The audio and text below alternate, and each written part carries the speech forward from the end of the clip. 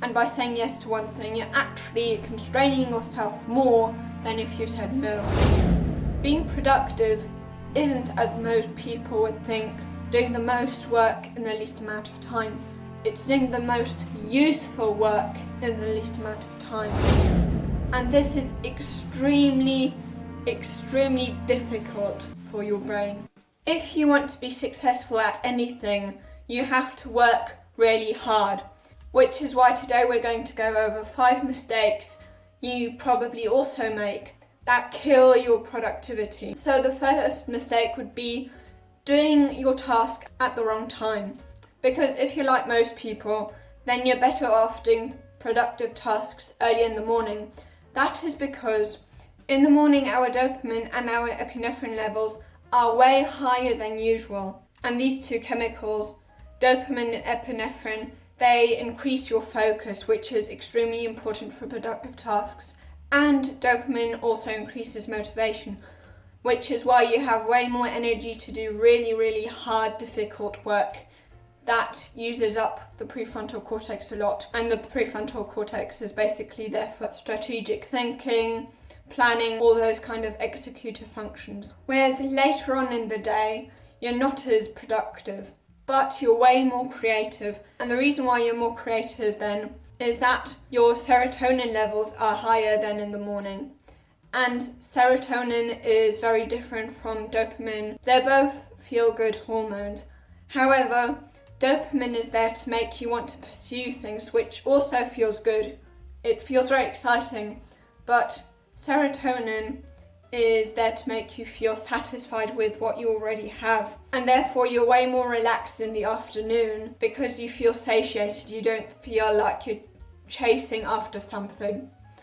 And this is great for creativity because what we call in neuroscience your bottom-up mechanism, so basically all your subcortical regions, including your basal ganglia, these work extremely well when you're relaxed. The bottom-up mechanism is great for creativity. Your bottom-up mechanism, in contrast to the top-down mechanism, so your prefrontal cortex and so forth, works very quickly. All your automized behavior, when you're doing that, that is your bottom-up mechanism at work. And this is why you always have these sudden ideas that pop up when your bottom-up mechanism is working. You also want to make sure that you do productive or difficult tasks in general in the morning because of decision fatigue. The more decisions we make, the more tired we are because of the prefrontal cortex, which is there for decision making, which expends a lot of energy.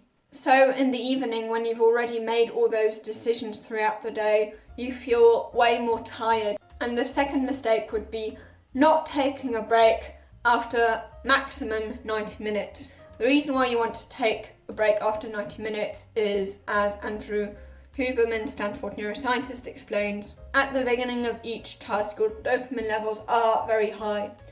Whereas as you continue with your task, as time goes by, your dopamine levels decrease more and more until after 90 minutes, you're totally depleted of dopamine. And then the third mistake would be multitasking. We often think that if we do more things at the same time, that will make us more productive. However, multitasking doesn't really exist because our brain isn't capable on focusing on very many tasks at once. It's only able to focus on one task at a time. So whenever you're trying to multitask, what you're actually doing is task switching. You're switching from one task to another, and this is extremely difficult for your brain. And then the fourth mistake would be not setting any priorities. People who try to be productive try to somehow do everything. They want to do everything. They want to achieve as much as they can, and they want to do as much as they can, which is great.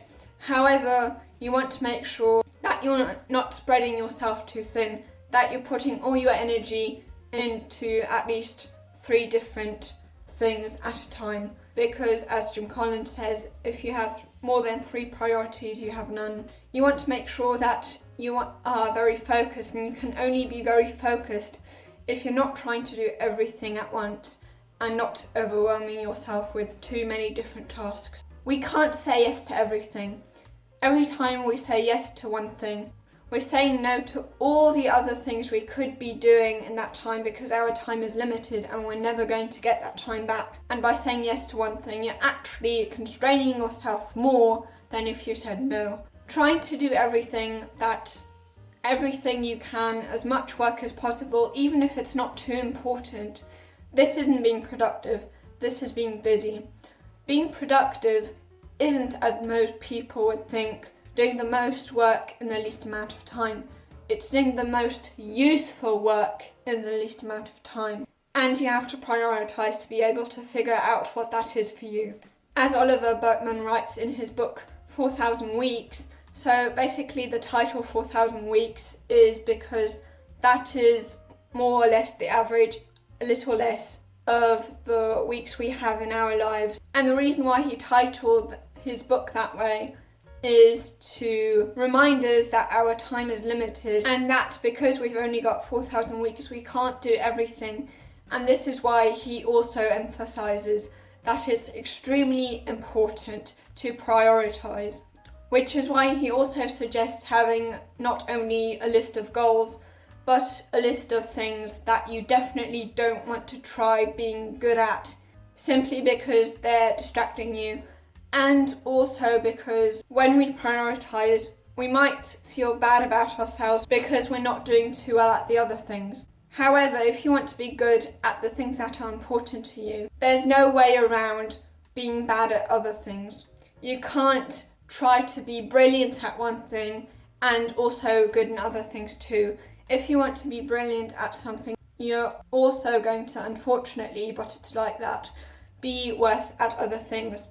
So instead of getting angry at yourself that you're not doing too well at that, simply then you can remind yourself that this is one of your not to do goals. That then makes you feel better about yourself and makes it easier for you to prioritise. Now, the fifth tip would be, if you want to get a lot of work done, you also need to make sure that you don't procrastinate.